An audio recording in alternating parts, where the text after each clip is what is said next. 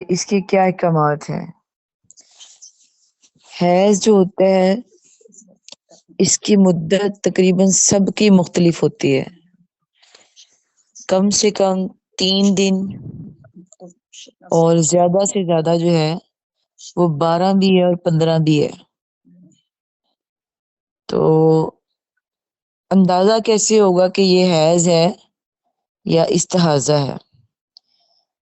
چونکہ یہ دونوں مل جاتے ہیں اکثر، تو اس میں کلر کا بھی فرق ہوتا ہے، اور اس میں اندازہ اپنے سب سے پہلے جو دن ہوتے ہیں، یعنی جب مینسز شروع ہوئے ہیں ان دنوں میں ہم نے نوٹ کرنا ہے کہ ہماری روٹین کیا ہے، 3 دن ہے یا 7 دن ہے یا 9 ہے یا 5 ہے، کتنی ہے۔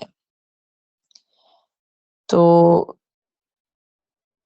مینسز کے ہوتے ہیں، اس کے بعد جیسے آج کل یہ بیماری بہت زیادہ ہے، چھوٹی چھوٹی بچیاں ہیں تو وہ 15 دن اسی میں رہتی ہیں، تو اس کی روٹین دیکھنی ہے کہ وہ 9 دن کی ہے یا 7 دن کی ہے یا 5 دن کی ہے، اتنے دن آپ نوٹ کریں گی، اس کے بعد غسل کر کے نماز پڑھ لیں گی، کیونکہ اس کے بعد جو ہے وہ شروع ہو رہا ہے وہ ہے استحاضہ۔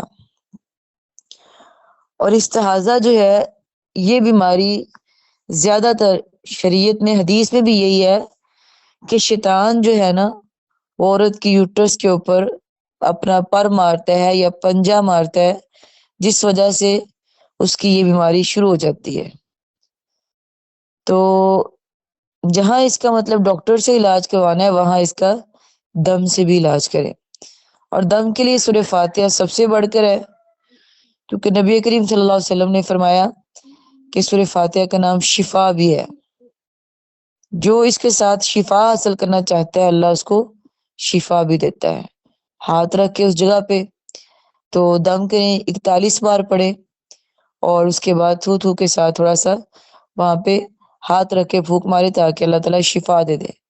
اور ویسے بھی یہ حدیث ہے نبی کریم صلی اللہ علیہ وسلم کی کہ جب بھی کوئی بیماری فیل ہو تو دعا کے ساتھ جو ہے وہ دم بھی کریں، دوائی کے ساتھ جو ہے وہ دم بھی کرے اپنے آپ کو، کیونکہ ہو سکتا ہے وہ نظر ہو یا ہو سکتا ہے وہ حسد ہو، تاکہ دونوں چیزوں کا علاج ہو جائے۔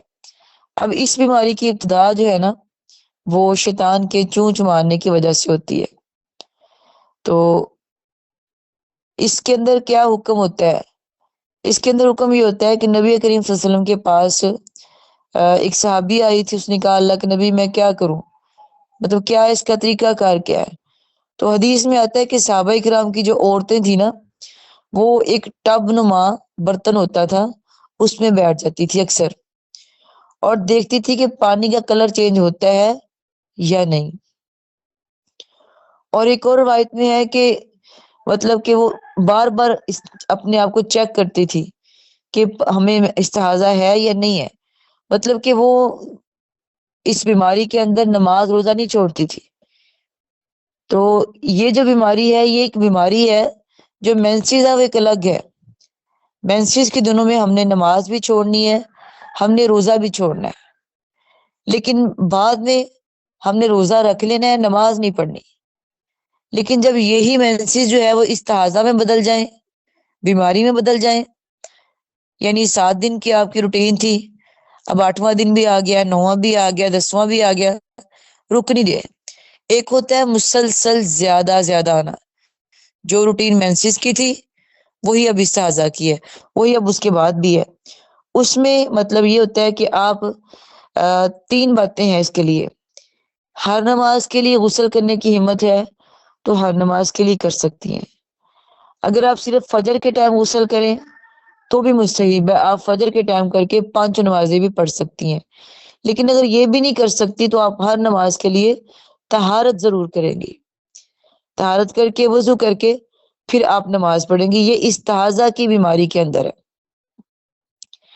اور اس کے اندر نہ تو روزہ چھوڑا جاتا ہے، نہ نماز چھوڑی جاتی ہے، نہ قرآن چھوڑا جاتا ہے۔ مینسز کے احکامات یہ ہوتے ہیں کہ اس میں آپ قرآن مجید کو ہاتھ نہیں لگا سکتے، اس میں آپ نماز نہیں پڑھ سکتے، اس میں آپ روزہ نہیں رکھ سکتے، جبکہ اس میں جتنے کام ہیں وہ سارے کے سارے آپ ضرور کریں گے۔ کسی کا بھی مطلب یہ حکم نہیں ہے کہ آپ اس کو چھوڑ دیں. مینسز کے اندر بھی نماز چھوٹتی ہے آپ کی، اور روزہ. اس کے علاوہ زبان جو ہوتی ہے وہ پاک ہوتی ہے، آپ پڑھ سکتے ہیں اس کے اندر. جیسے نبی کریم صلی اللہ علیہ وسلم کے دور میں عائشہ رضی اللہ تعالیٰ عنہ مسجد میں گھر میں تھی، اور آپ صلی اللہ علیہ وسلم مسجد میں تھے. تو آپ نے فرمایا عائشہ مجھے جائن ماز دو. اس نے کہا اللہ کے نبی مجھے حیض آ گیا. تو آپ نے فرمایا کہ تمہارے ہاتھ میں حیض ہے، پکڑا دو. اس نے پکڑا دیا. اور حضرت عائشہ رضی اللہ تعالیٰ عنہ کو حیض آیا ہوتا تھا، اور آپ صلی اللہ علیہ وسلم ان کی گود میں سر رکھ کے لیٹے ہوتے تھے، تو آسمان سے جبرائیل علیہ السلام وہی لے کے آتے تھے اسی صورت میں. دیکھیے اللہ تعالیٰ تو دیکھ رہے تھے نا، اللہ تعالیٰ کو تو سارا پتہ ہوتا ہے. تو حیض آ جانے کا مطلب یہ نہیں ہوتا کہ نہ اس کے ساتھ کھایا جائے نہ پیا جائے. یہ تو یہودیوں کے اندر تھا کہ جب ان کی عورتوں کو حیض آ جاتا تو وہ اپنی بیویوں کو میکے بھیج دیتے تھے، کہتے تھے کہ ان کے ہاتھ سے کھانا نہیں ہے پینا نہیں ہے. پھر جب صحابہ اکرام نے سوال کیا تھا کہ اللہ کے نبی ہمارے لیے کیا حکم ہے، تو اللہ تعالیٰ نے تب یہ آیت نازل کی تھی وَيَسْأَلُونَكَ عَنِ الْمَحِيضِ قُلْ هُوَ أَذًى فَاعْتَزِلُوا النِّسَاءَ فِي الْمَحِيضِ، کہ آپ سے یہ حیض کے بارے میں سوال کرتے ہیں تو آپ ان کو بتا دیں کہ اس کے اندر صرف مباشرت جو ہے نا وہ جائز نہیں ہے، باقی سب کچھ جو ہے وہ ویسی میاں بیوی اکٹھے رہیں، کھائیں پیئیں لیٹیں ساتھ، کسی بھی بات سے منع نہیں کیا گیا. تو اسی طرح مطلب یہ نماز نہیں پڑھ سکتی اور روزہ نہیں رکھ سکتی، باقی اس کی زبان پاک ہے، اذکار کر سکتی ہے، درود ابراہیمی پڑھ سکتی ہے، استغفر اللہ الذی لا الہ الا هو الحی القیوم واتوب الیہ پڑھ سکتی ہے. جو قرآن مجید کی چھوٹی چھوٹی صورتیں مطلب یہ اذکار کے اندر شامل ہوتی ہے وہ بھی پڑھ سکتی ہے. مطلب اس کی زبان جو ہے وہ پاک ہے. تو استحاضہ کے اندر تو قرآن مجید ہاتھ پکڑ کے بھی پڑھ سکتی ہے، کوئی منع نہیں ہے، کیونکہ وہ اس کا حال جو ہے، اس کی جو حالت ہے وہ بالکل پاک والی حالت ہے. یہ ایک بیماری ہے، تو اس کے اندر اتنی ٹینشن نہیں ہوتی کہ آپ نماز نہ. بعض لوگ کہتے ہیں کہ میرا تو دل نہیں کرتا. دیکھیں ہم نے اپنے دل کا مقابلہ قرآن و حدیث کے ساتھ نہیں کرنا. مجھے الجھن ہوتی ہے، یہ بات غلط ہے. یہ شیطان آپ پہ سوار ہوا ہوتا ہے، کیونکہ اس کے چونچ مارنے سے یہ بیماری شروع ہوتی ہے، تو وہ آپ پہ سوار ہوا ہوتا ہے. اس کا مقصد ہی یہ ہوتا ہے کہ آپ کو دین سے دور کر دے، آپ کو نماز سے دور کر دے، آپ کو قرآن سے دور کر دے. اب آپ اس کے قابو میں ہیں پوری کی پوری. آپ کہہ رہی ہیں میرا دل نہیں کرتا، آپ اس کو ہرائیں، اٹھیں وضو کریں اور آپ طہارت کریں. کتنی آسانی ہے ہمارے لیے کہ آپ طہارت کریں اور وضو کریں اور آپ نماز پڑھیں. آپ کا دل نہیں کرتا یا آپ مطلب کہ الجھن فیل کرتی ہیں، تو کیا آپ کو نبی صلی اللہ علیہ وسلم کی حدیث نہیں یاد آ رہی؟ کیا آپ نے حکم دیا ہمیں اس حالت میں پڑھنے کا؟ اگر آپ نہیں پڑھ رہی تو آپ اپنے دل کا مقابلہ حدیث کے ساتھ کرتی ہیں، اور اس کو بھی شرک کہا جاتا ہے.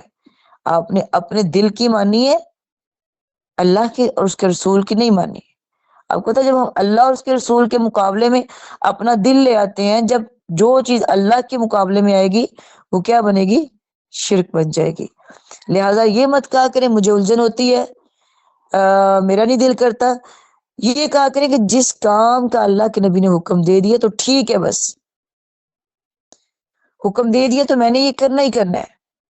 جب حکم ہے تو پھر مجھے کر لینا چاہیے. میں پھر کیوں تنگ ہو رہی ہوں؟ پھر کیوں میرا ذہن نہیں مان رہا اس بات کو؟ پھر منائیے اپنے آپ کو. یعنی استحاضہ والی عورت سارے احکامات کر سکتی ہے، ہر نماز کے ساتھ لازماً طہارت اور وضو کرے گی، اور اگر غسل کرنا چاہے تو وہ بھی مستحبہ کر سکتی ہے. اب اس کے بعد اگلی بات یہ ہے کہ اب آپ نے غسل کیا ہے حیض کا یا نفاس کا، ٹھیک ہے نفاس پہ بھی چلتے ہیں بعد میں.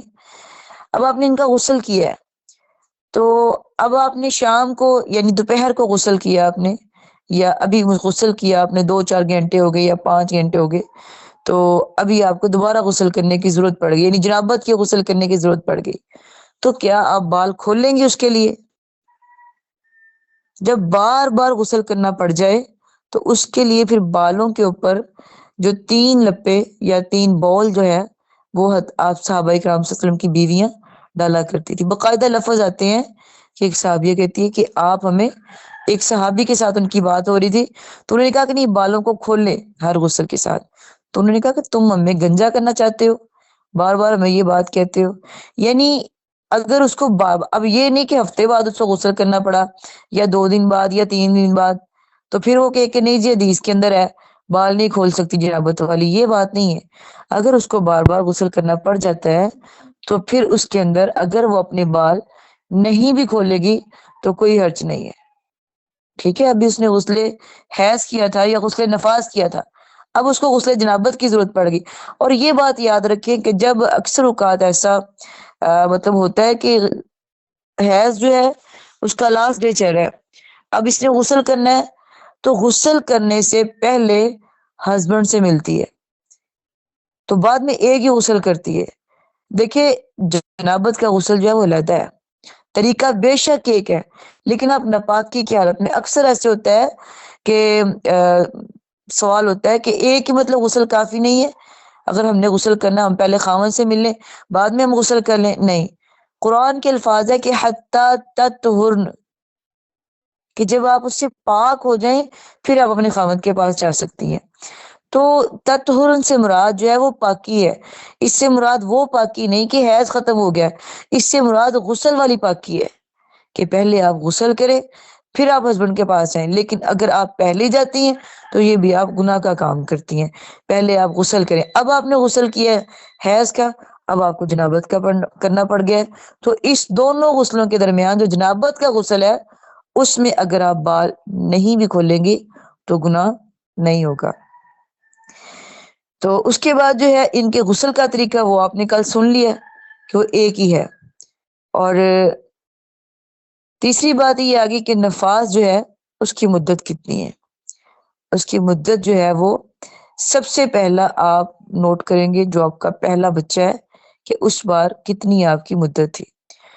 اب چاہے تو اتنی بھی ہو سکتی ہے، اس سے بڑھ بھی سکتی ہے، لیکن پھر یہ آپ یہ دیکھیں گی کہ جو مطلب کہ حیض اور کیا کہتے ہیں نفاس ہوتا ہے نا، ان کے دونوں کے بلڈ کے اندر بھی کلر کا فرق ہوتا ہے۔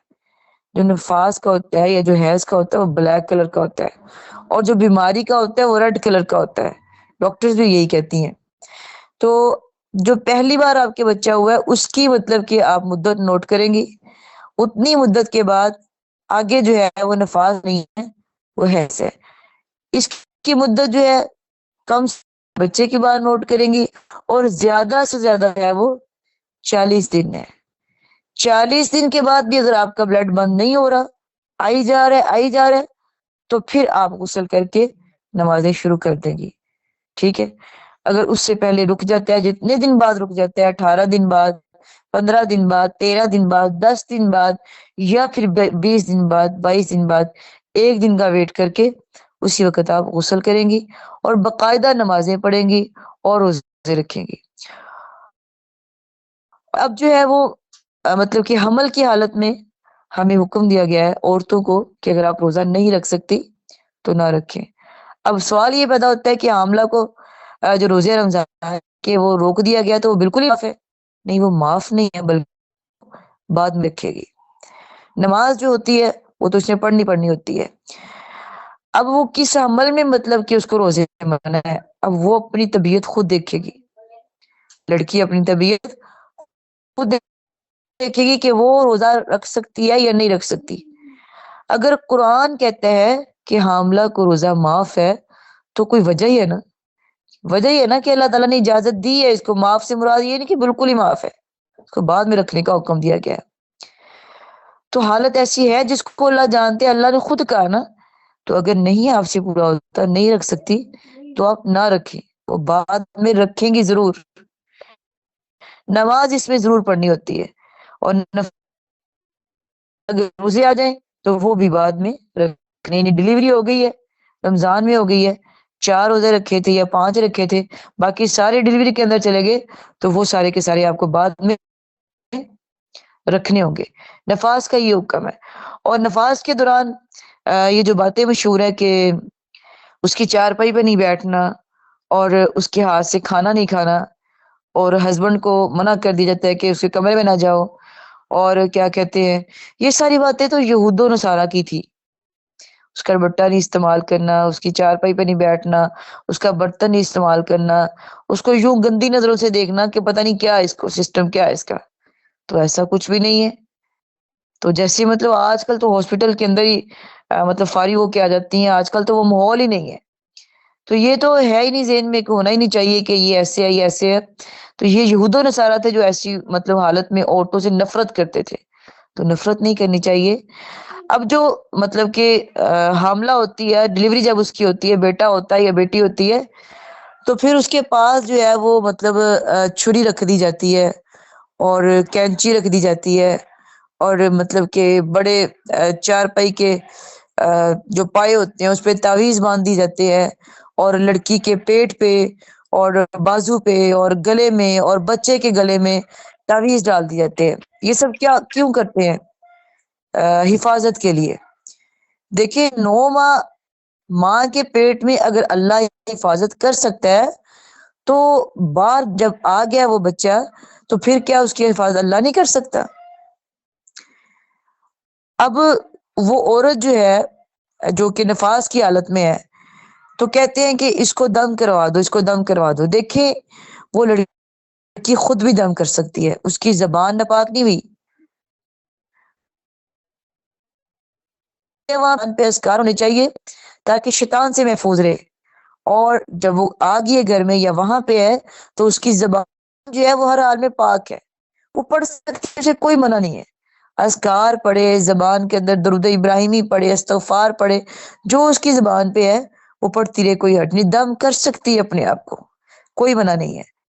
زبان سے پڑھنا منع نہیں ہے, وہ اپنے آپ کو دم خود کر سکتی ہے, اپنے بچے کو کر سکتی ہے, حفاظت کی دعائیں پڑھ سکتی ہے. اس کے لیے باہر سے قاری صاحب کو بلانے کی ضرورت نہیں ہے کہ آئے ہماری بہو کو یا ہماری بیٹی کو دم کر دے. یہاں کوئی مسئلہ مزید خراب ہو گیا جو قابو میں نہیں آ رہا, اس کے لیے آپ کہہ سکتے ہیں کسی ایسے عالم کو جو دیندار ہو, جو مطلب کہ نیک ہو, جو حیا والا ہو اور واقعتاً تہجد گزار ہو, کہہ سکتے ہیں ایسے انسان کو. لیکن یہ چھوٹی چھوٹی باتوں سے مطلب یہ جو کینچی رکھتے ہیں اور یہ چھری رکھتے ہیں, کیوں رکھی ہے؟ اس حال میں ناپاکی ہوتی ہے تو جو شیطان ہے, جو جنات ہے, وہ بہت آتی. چلیے اگر یہ بھی اس کی دعائیں پڑھ کے اپنے آپ کو اللہ کے سپرد کرے, وہ جو بڑی تکلیف ہوتی ہے وہ چھوٹی ہو جاتی ہے. لیکن کینچی رکھنے سے تو مزید بڑھ جاتی ہے, چھری رکھنے سے مزید تکلیف بڑھ جاتی ہے. نبی کریم صلی اللہ علیہ وسلم کے پاس ایک مطلب کہ شخص آیا تھا, اس نے اپنے ہاتھ میں کڑا پہنا ہوا تھا. آپ نے پوچھا یہ کڑا کیوں پہنا ہوا ہے؟ تو کہنے لگا اللہ کے نبی میں نے یہ کڑا اس لیے پہنا ہوا ہے کہ مجھے فلاں فلاں تکلیف ہے, آپ میں اس کو اتار دو, اس نے تمہاری تکلیف میں اضافہ کرنا ہے. جو چھری کینچی یا اس طرح کی چیزیں پاس رکھنا, اس سے تکلیف میں اضافہ ہی ہوگا, کم نہیں ہوگی, کیونکہ وہ آپ کی قسمت میں لکھی ہوئی ہے. اور اگر اس کو کم کرنا ہے تو باقاعدہ حدیث ہے نبی صلی اللہ علیہ وسلم کی کہ جب آپ صدقہ دیتے ہیں یا آپ اذکار پڑھتے ہیں, دعا کرتے ہیں, تو جو تکلیف آپ کی قسمت میں بڑی ساری لکھی ہوتی ہے نا, اس کو اللہ چھوٹا کر دیتے ہیں. یعنی قسمت میں لکھا ہوا تو ہونا ہوتا ہے نا لازمی, وہ تو مٹ ہی نہیں سکتا, وہ تو رک ہی نہیں سکتا. تو وہ کم ہم کر سکتے ہیں صدقہ دے کے, دعا کر کے, اذکار کر کے. یہ جو کام ہے کینچی یا چھری پہ توکل کرنا, تو اللہ تعالیٰ پھر آپ کو ان چیزوں کے سپردی کر دیتے ہیں. پھر وہ چیزیں آپ 24 گھنٹے پاس بھی رکھیں, ان کو سر پہ رکھ لیں, ان کو بازو پہ باندھ لیں, پھر بھی تکلیف آپ کو آ ہی جانی ہے. لہذا نفاس حیض ان دونوں حالتوں میں آپ کی زبان پاک ہے. اور جو جنابت کی حالت ہے اس میں بچنا چاہیے, اس میں بچنا چاہیے. لیکن اللہ کے نبی کریم صلی اللہ علیہ وسلم نے اس میں بھی پڑھا, لیکن اس میں بچنا چاہیے کہ اس کا جو فوراً کر لینا چاہیے ہمیں. اس میں اللہ کے نبی صلی اللہ علیہ وسلم نے بہت احتیاط کی ہے. ایک بار ایک شخص آیا تھا, حضرت ابو ہریرہ رضی اللہ تعالیٰ عنہ, انہوں نے آپ کو سلام کیا تو آپ نے جواب نہیں دیا, اسے پھر سلام کیا, آپ نے پھر جواب نہیں دیا, وہ چلا گیا بیچارہ. اللہ کے نبی چلے گئے, وہ مطلب پھر آیا, آپ وسلم نے پوچھا کہ کیا ہوا؟ اس نے پوچھا اللہ کے نبی کیا ہوا؟ تو آپ نے فرمایا کچھ نہیں ہوا, بس میں نے غسل کرنا تھا. یہ احتیاط بھی کی ہے. اور کبھی کبھار آپ نے یہ حتی حدیث کہ آپ نے ہر حال میں قرآن جی پڑھا ہے, تو بعض علماء ہر حال سے ہے تو یہ لینا جائز ہے. تو ایک بحث ہے, لیکن جنابت کی حالت میں بچنا ہے اس حالت میں۔ ابو ہریرہ رضی اللہ، ایک اور صحابی کا واقعہ بھی غور ہے کہ اللہ کے نبی میں جنابت کی حالت میں تھا تو آپ نے فرمایا زبان پاک ہے۔ یعنی اس طرح دو حدیثیں ہیں، دونوں کے اندر یہ ایک بحث علماء کے اندر چلتی ہے، علماء اس کے بعد کچھ کہتے ہیں کہ پڑھ لینا چاہیے، کچھ کہتے ہیں نہیں۔ تو جنابت کی حالت میں بچنا چاہیے، اس کے اندر گھر سے باہر نکلنا ہی نہیں چاہیے، کیونکہ جنبی شخص کو مسجد سے گزرنا بھی منع کیا گیا ہے، مسجد کے اندر جانا منع کیا گیا، جبکہ حائضہ جو ہے وہ جوتوں میں بیٹھ سکتی ہے۔ جنابت کی حالت میں حائضہ جو ہے وہ 7 دن بعد غسل کرتی ہے، 3 دن بعد کرتی ہے۔ جنبی شخص جو ہے وہ اتنی دیر تک نہیں رہ سکتا، وہ فجر سے پہلے پہلے غسل کرے گا، یا جو بھی ٹائم ہے نماز سے پہلے پہلے غسل کرے گا۔ اور جنابت کے بارے میں آتے ہیں کہ جس گھر میں جنبی ہو وہاں پہ فرشتے نہیں آتے، تو ان دونوں میں تھوڑا سا فرق ہے۔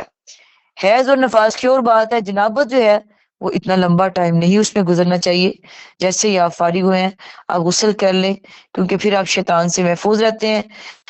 فجر تک کی اجازت ہے، لیکن وقت جو ہے فوری اس کو غسل کرنا چاہیے تاکہ آپ شیطان سے محفوظ رہیں، کیونکہ ہم لوگ تو ہمارے تو ارد گرد شیطان ہے، ہمارے جسم کے اندر شیطان ہماری وینز کے اندر چلتا ہے، اس لیے ہمارے اوپر بہت جلد اثر ہو جاتا ہے شیطان کا، لہذا فوری اس کا غسل ہونا چاہیے، کیونکہ اس کے اندر ہمیں منع کیا گیا بہت سارے کاموں سے۔ غسل اور حیض اور نفاس کا وہ حکم نہیں ہے جو جنابت کا حکم ہے۔ تو جب بھی آپ مطلب کہ دیکھیں کہ آپ کا حیض کے دن جو کمپلیٹ ہو گئے ہیں آپ غسل کر لیں، اور اسی طرح نفاس کے دن جو ہے وہ کمپلیٹ ہو گیا وہ غسل کر لیں۔ نہ تو نفاس کی کوئی مدت مقرر مطلب کہ لازمی ہے کہ آپ 22 دن بعد غسل نہیں کر سکتی، جب آپ فارغ ہوں آپ غسل کر سکتی ہے، لاسٹ جو ہے وہ 40 دن ہے۔ اور حیض جو ہے اس کی جب آپ فارغ ہوں آپ کی اپنی روٹین ہے، زیادہ سے زیادہ 12 یا 15 ہے، اور کم سے کم جو ہے وہ 3 دن ہے۔